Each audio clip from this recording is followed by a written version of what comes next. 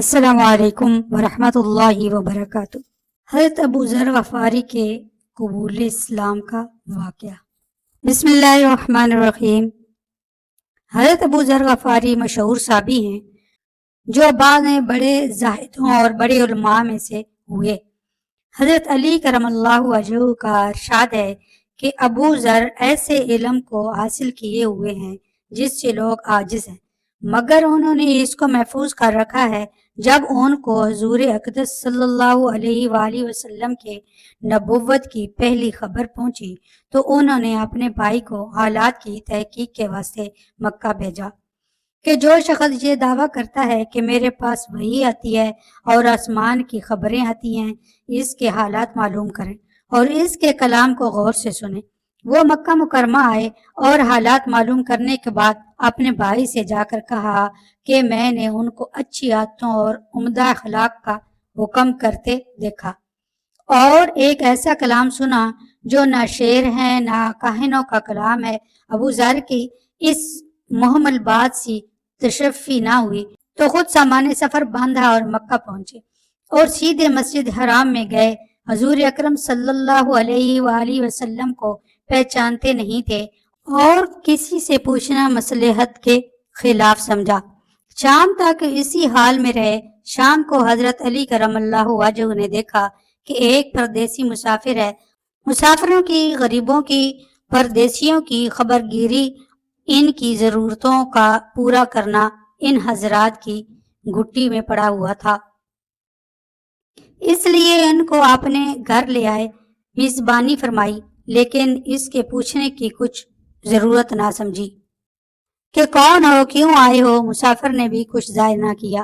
صبح کو پھر مسجد آ گئے اور دن بھر اسی حال میں گزرا کہ خود پتہ نہ چلا اور دریافت کسی سے کیا نہیں۔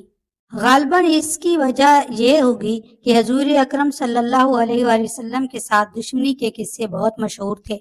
آپ کو اور آپ کے ملنے والوں کو ہر طرح کی تکلیفیں دی جاتی تھیں۔ ان کو خیال ہوا ہو کہ صحیح حال معلوم نہیں ہوگا اور بدگمانی کی وجہ سے مفت کی تکلیف علیحدہ رہی۔ دوسرے دن شام کو بھی حضرت علی کرم اللہ وجہہ کو خیال ہوا کہ پردیسی مسافر ہے، بظاہر جس غرض کے لیے آیا ہے وہ پوری نہیں ہوئی، اس لیے پھر اپنے گھر لے گئے اور رات کو کھلایا سلایا، مگر پوچھنے کی اس رات کو بھی نوبت نہ آئی۔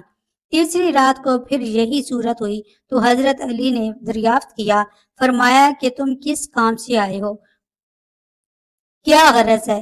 تو حضرت ابو ذر نے پہلے ان کو قسم اور عہد و پیمان دیے اس بات کے کہ وہ صحیح بتائیں، اس کے بعد اپنی غرض بتلائی۔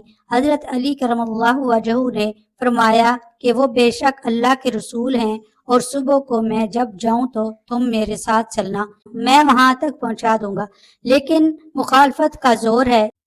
اگر مجھے کوئی شخص ایسا ملا جس میں میرے ساتھ چلنے کی وجہ سے تم پر کوئی اندیشہ ہو تو میں پیشاب کرنے لگوں گا یا اپنا جوتا درست کرنے لگوں گا، تم سیدھے چلے جانا، میرے ساتھ ٹھہرنا نہیں، جس کی وجہ سے تمہارا میرا ساتھ ہونا معلوم نہ ہو۔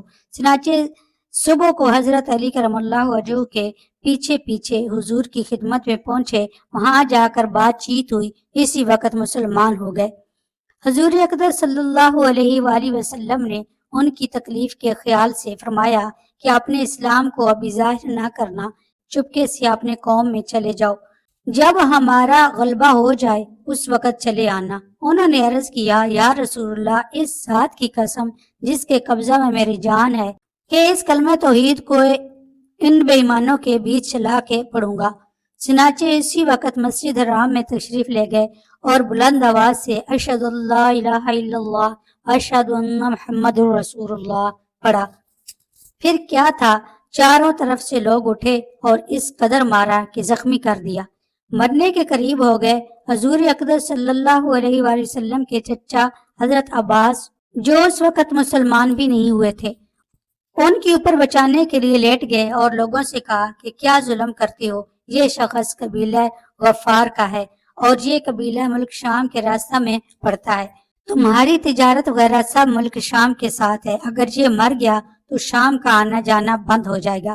اس پر ان لوگوں کو بھی خیال ہوا کہ ملک شام سے ساری ضرورتیں پوری ہوتی ہیں، وہاں کا راستہ بند ہو جانا مصیبت ہے، اس لیے ان کو چھوڑ دیا۔ دوسرے دن پھر اسی طرح انہوں نے جا کر پھر آواز بلند کلمہ پڑھا، اور لوگ اس کلمہ کے سننے کی تاب نہ لا سکتے تھے، اس لیے ان پر ٹوٹ پڑے۔ دوسرے دن بھی حضرت عباس نے اسی طرح ان کو سمجھا کر ہٹایا کہ تمہاری تجارت کا راستہ بند ہو جائے گا۔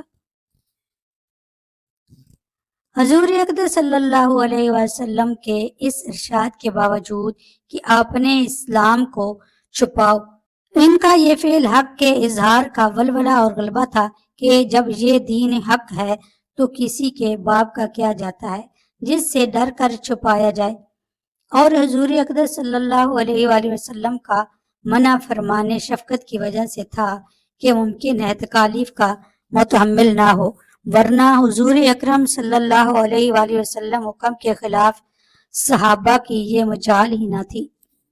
چونکہ حضور اقدس صلی اللہ علیہ وآلہ وسلم خود ہی اسلام پھیلانے میں ہر قسم کی تکلیفیں برداشت فرما رہے تھے، اس لیے حضرت ابو ذر نے سہولت پر عمل کی بجائے حضور اقدس صلی اللہ علیہ وسلم کی اتباع کو ترجیح دی۔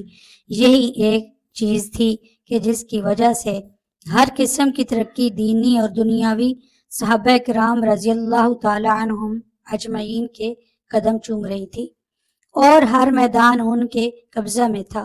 جو شخص بھی ایک مرتبہ کلمہ شہادت پڑھ کر اسلام کے جھنڈے کے نیچے آتا تھا، بڑی سے بڑی قوت بھی اس کو روک نہ سکتی تھی، اور نہ بڑے سے بڑا ظلم اس کو دین کی اشاعت سے ہٹا سکتا تھا۔ دعا ہے کہ اللہ تعالی ہم سب کو بھی صحابہ کرام کے قدم پر چلنے کی توفیق عطا فرمائے، آمین یا رب العالمین۔